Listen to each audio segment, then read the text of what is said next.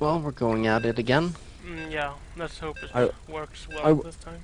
yeah, I will be incredibly surprised if we don't see a 15 hatch versus a Forge Fast Expand, and then it depends a lot on whether or not Slampig scouts the Forge Fast Expand so early that he can get his third up, or if he has to go for a 2 base roach timing to stop that. Yeah.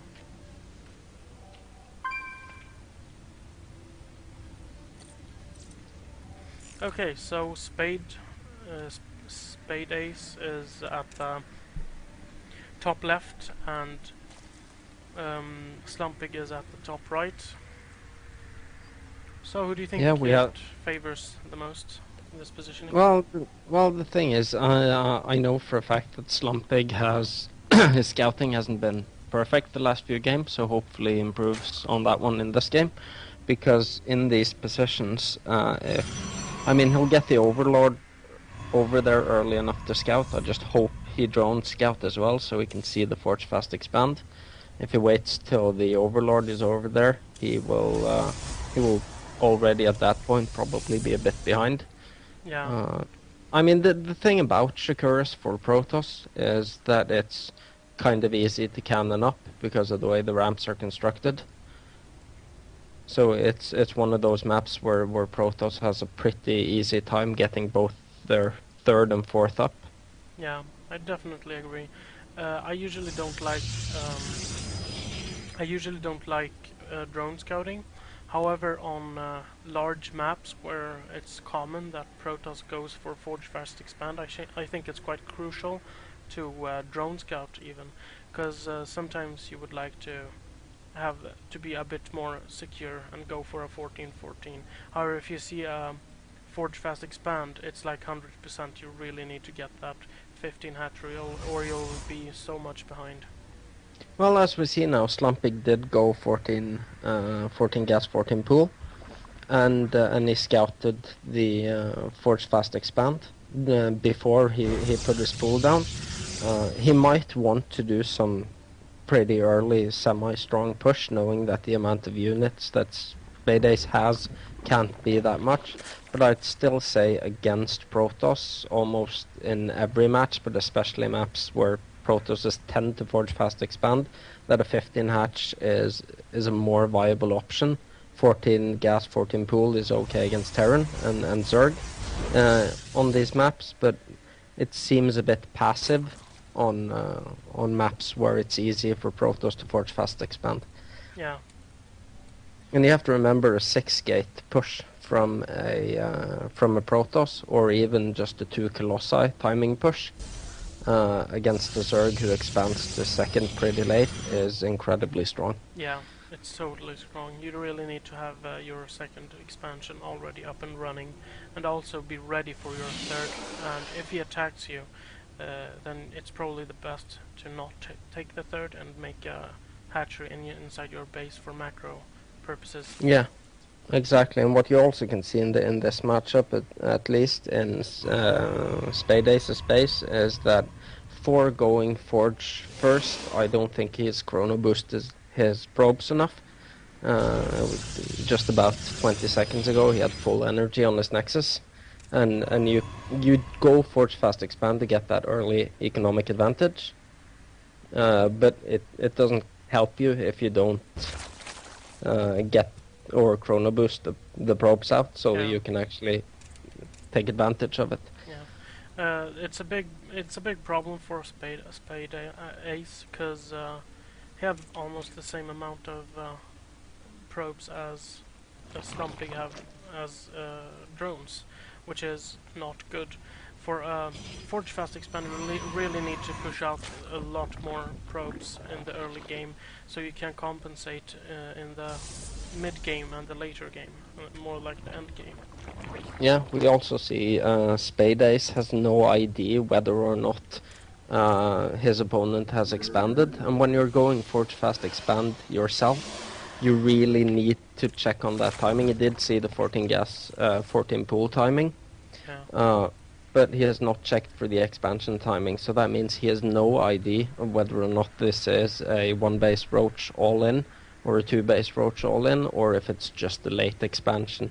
If he Yeah. scouted the expansion at this point, he could have felt really, really safe, knowing he was ahead financially.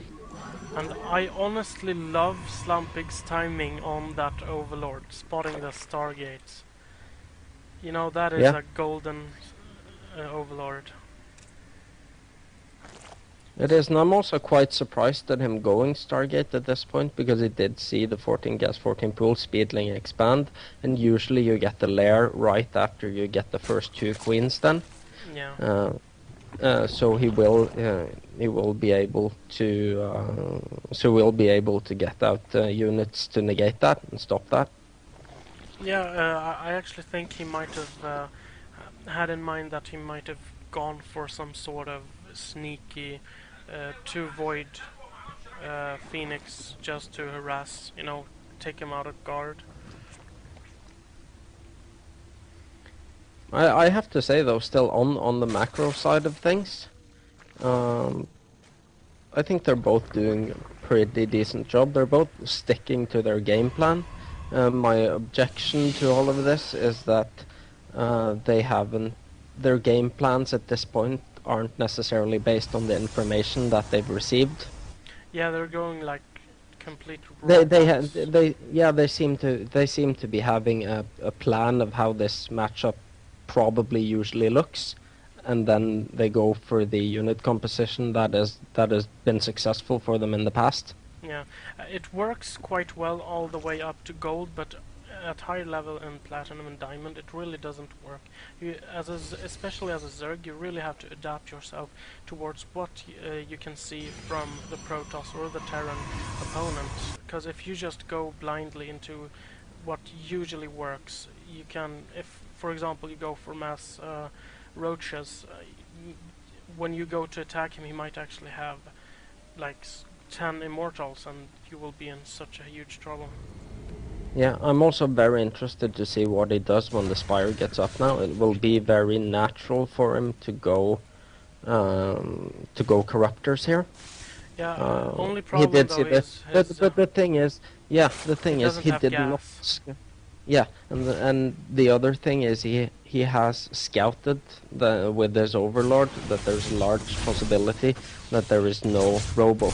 Yeah. And in that case, I would rather go Mutalisks to use the harass option Yeah. instead of doing Corruptors, which after the Void Ray is down will be pretty much useless unless he wants to go for endgame Broodlords. Yeah. He did see the Twilight Council, which indicates that we will see some sort of blink eventually, and at that point I would rather try to go for an endgame Ultralisk. Yeah. Instead of the Broodlords. So I still, in either situation with the scouting info he has, I think Mutalisks would be a better bet. Yeah. And you also see what we talked about before the stream started, that these people who play in the lower leagues, they're usually pretty good at macroing, and they have a pretty good set idea of what they want to do, up until the point where they either are supposed to take their third, or when there's some sort of harass, when there's things you need to do. And at those points, the money gets up. They're both over 1500. So the money rises too much. And the second thing is they seem, after they've gotten to a set of bases that they feel comfortable on. I mean, there's been no harass whatsoever from the Zerg. I'm surprised why SpadeAce hasn't tried to go for third base at this point. He does have everything he needs to do that. He did see that the Zerg was on 3 bases, but he didn't. He did try a small push, but he wasn't forced back with a massive amount of units. Yeah. But he also knows that the Zerg doesn't have an incredible amount of money. I would love it now if SpadeAce would expand while he was pushing. So many people, just pushes and forgets to macro as well, and the damage they do is more damage to themselves than their opponent. I've seen it so many times. And as I mentioned before here as well, as you can see now, he does have the Corruptors there, which all they are just basically fodder for the stalkers. He does have a large enough army to deal with this push. But I still think that the mutas coming earlier instead of the corruptors would have been a much better Yeah, I totally choice agree. at that time. I also, Slampig is extremely late with his gases. He should have had the, as soon as he should have had the gases as soon as the layer finished, or even a bit earlier, and he should have taken in the third expansion the extractors as soon as he got it up, because Zerg is usually an extremely gas heavy race. You need it for Mutalisks, you need it for Banelings eventually if you're playing versus Terran, you need it for, as you can see, Broodlords later into the game, and it's just a gas heavy race. It's incredibly, you don't realize how heavy and gas it is until someone pushes you and you really need Mutalisks or you really need Banelings, but you can't afford it. That's when you mostly realize, damn, I really need more gas.